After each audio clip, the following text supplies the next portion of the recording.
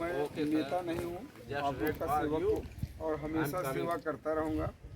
और जब भी मेरी आवश्यकता पड़े तो टाइम मत देखिएगा कि 12 बज रहा, 2 बज रहा, 4 बज रहा, तुरंत मुझे फ़ोन करिएगा या मेरे तक किसी की आवाज़ जाएगी तो मुझे सिर्फ उतनी समय चाहिए कि जितना मुझे आने में टाइम लगे, इससे ज़्यादा मुझे टाइम नहीं चाहिए।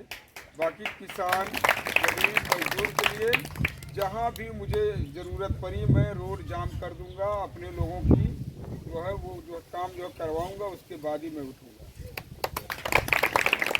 दूसरी चीज़ मैं भाषण पे कम भरोसा रखता हूँ, काम पे ज़्यादा रखता हूँ। इसलिए मैं आप सबको बता दूँ कि मैं उस टाइप का नहीं हूँ कि जो भाषण दे के चला जाऊँ और फिर जो है दोबारा जो है जनता के बीच में ना आ जाऊँ। और वैसे भी जैसे ये तो मैंने कहा कि ज़रूरत पड़ने पे कोई मुझको फ़ोन करे, ऐसे फ़ोन करे, वैसे भी ये तो मेरा क्षेत्र है, मेरा मतलब घर से बहुत करीबी है। और जो नहीं करीबी, जो मेरे पूरे लोकसभा के अंदर है, मैं वैसे भी लोगों के गांव में आना जाना, मिलना जुलना लगाता रहूँगा। इसी पे जय भीम। समाज पार्टी जिंदाबाद जिंदाबाद जिंदाबाद, समाज पार्टी जिंदाबाद जिंदाबाद जिंदाबाद, हमारी मायावती जिंदाबाद जिंदाबाद जिंदाबाद, मायावती जिंदाबाद जिंदाबाद जिंदाबाद, कलाम साहब जिंदाबाद जिंदाबाद जिंदाबाद। नहर पे हाथी के निशान पे नारायणपुर अध्यक्ष है, उनकी पत्नी कुछ काम करने गए हैं, उनकी आ गया ना बच्ची।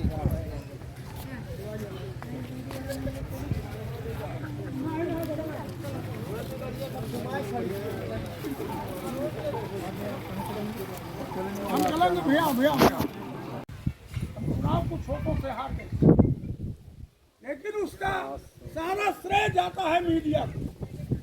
ये मीडिया वाले जो हैं ये बसपा को नहीं दिखाते। 10 सांसद बसपा के थे, ये हमको लड़ाई से बाहर दिखा रहे थे। 5 सांसद सपा के थे, उसको लड़ाई में दिखा रहे थे।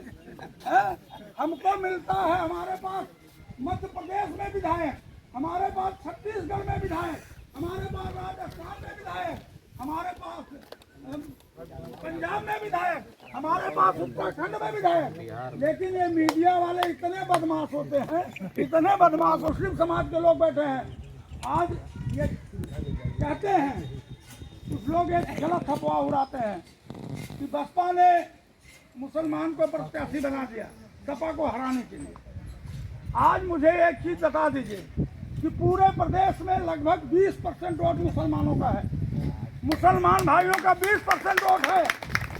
तो भाई बहन जी ने एक नारा दिया था कांसीराम साहब, जिसकी जितने संख्या भारी उसकी उतनी भागीदारी। तो भाई अगर भागीदारी चाहिए तो अगर 10, 15, 16 टिकट तो इनका बनता है, मुस्लिम समाज का 15, 16 टिकट बनता है। अब अगर बहन जी ने इनको टिकट दे दिया तो गुनाह क्या कर दिया? कौन सा गुनाह कर दिया बहन जी ने? कोई गुनाह नहीं किया है। आवाज आदि नहीं कर रहा हूँ, कोई बकवास नहीं कर रहा हूँ। ये वीडियो है मेरे मोबाइल में, मैंने कुछ लोगों को वीडियो भेजा दिया, और जिन लोगों के मोबाइल में वीडियो हो मैं चाहूँगा उसको जितना फैला पाए उतना। आज इस कार्यक्रम में जिनके नेतृत्व में हो रहा है ऐसे अध्यक्ष जी हमारे साथ अगर हो गया है, हर जगह लगे पर्ची चाहे, अगर वोट में गड़बड़ी होगी तो उस पर्ची को गिरवाने का काम हम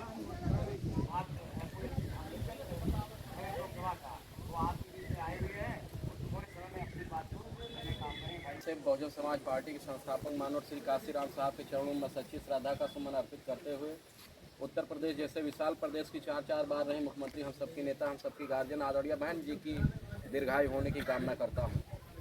आज बीएसपी लोकसभा 55 अम्बेडकर नगर के तत्वाधान में विधानसभा 280 जलालपुर के अंतर्गत सेक्टर मरहरा में ये जो आप सबसे मिलने का प्रोग्राम बनाया गया, इस कार्यक्रम के हमारे जो अम्बेडकर नगर के हमारे लोकप्रिय प्रत्याशी हैं आदरणीय कलाम साहब जी को मैं हार्दिक दिल से स्वागत करता हूँ। और इस कार्यक्रम में हमारे बहुत ही वरिष्ठ नेता, पूर्व ब्लॉक के प्रमुख, प्रभारी आदरणीय रामदोज जी,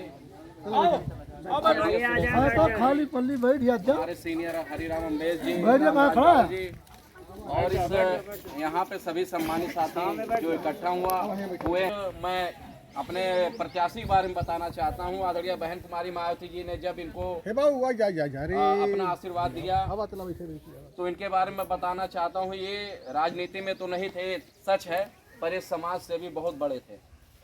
ऐसे समाज सेवी थे कि वो बिना किसी, कहते हैं कि समाज सेवा करने के बाद एक मन में होता कि मेरी पहचान बने, मुझे लोग समझे, मुझे लोग माने। तो ये ऐसे समाज सेवी हैं कि ये समाज सेवा करते हुए, लोगों की मदद करते हुए अपना नाम आगे नहीं लाना चाहते थे। क्योंकि शायद ये ऐसे कहते हैं कि हमारे मजहब में ऐसा बताया गया कि अगर हम किसी की मदद करें तो उसको बताया ना जाए, वो अल्लाह देखेगा, मालिक देखेगा कि मैं किसके साथ क्या किया हूँ। तो ऐसे समाज सेवी है कि मदद करने के बाद भी अपना नाम आगे नहीं लाना चाहते हैं।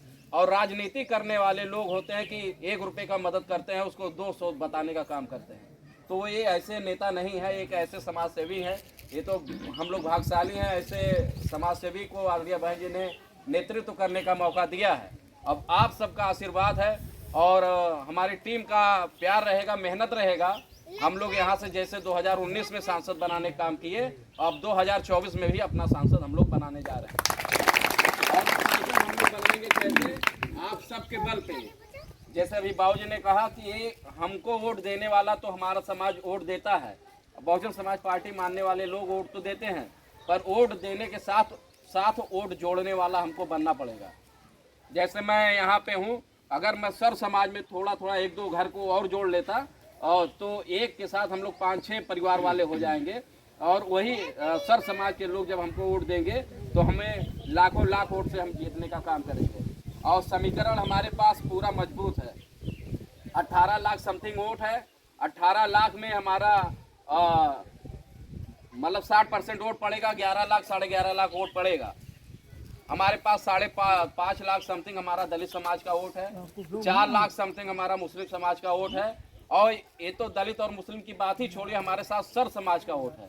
और इस विपरीत परिस्थिति में 2022 का चुनाव बीएसपी के लिए सबसे टफ चुनाव रहा है, तब भी हम लोग 3 लाख वोट पाए हैं। और जो 4 लाख पा लेगा इस लोकसभा चुनाव में, वो आसानी से सांसद होने जा रहा है। और मुझे विश्वास है जिस तरीके से कलाम साहब जी का पूरा समाज, मुस्लिम समाज, बहुजन समाज पार्टी के प्रति आस्था देख रहा है कि अब की बार हम लोग भी अपना एक सांसद बनाने जा रहे हैं। तो मैं अपने समाज, खासकर दलित समाज से, ओबीसी समाज से और जो न्यायप्रिय ब्राह्मण, क्षत्रिय, वैश्य समाज के लोग हैं, उनसे हाथ जोड़ के निवेदन करना चाहता हूं, आप विकास पे राजनीति करिए, हिंदू मुस्लिम पे राजनीति ना करिए आप। क्योंकि आदरणीय अम्बेडकर नगर में आदरणीय बहन जी ने जितना भी विकास किया है, और देश की आज़ादी के बाद कोई भी पार्टी वहाँ विकास नहीं किया। 10 साल से बीजेपी है और 5 साल से सपा सरकार रही है, पर हमारे अम्बेडकर नगर का विकास नहीं हुआ। यहाँ तक कि हमारा जो मेडिकल कॉलेज है, जहाँ सबका दवा दारू होने का काम होता था, वहाँ के सारे मशीनों को हटा दिया गया। मैं हाथ जोड़ के आप सबसे निवेदन कर रहा हूँ, आप लोगों ने पहले भी सांसद बनाया है, लगातार 3 बार सांसद आदरणीय बहन कुमारी मायावती जी को बनाया है, फिर खरवार साहब को बनाया है, त्रिभुवन जी को बनाया है, राकेश पाड़े को बनाया है, रितेश पाड़े को बनाया है। अब आपकी बार हम सबको पहले की तरीके फिर मजबूती से लड़ते हुए आदरणीय कलाम साहब को हम लोग सांसद बनाने का काम करेंगे। इसी के साथ अपनी बातों को विराम देते हैं। जय भीम, जय भारत। के लिए बहुत ही युवा साथी हैं। इनके पिताजी हमारे साथी थे, लेकिन ये तो हमारे समझ लीजिए बच्चे के समान है। लेकिन हम इनको अपना सांसद समझ करके और आप इस बीच में बोलने का कार्य है कि आप अपनी बात को रखने का काम करें, क्योंकि रोजा का महीना है, रोजा है, ये नेतागिरी नहीं किए हैं। थोड़े समय बाद अपनी बात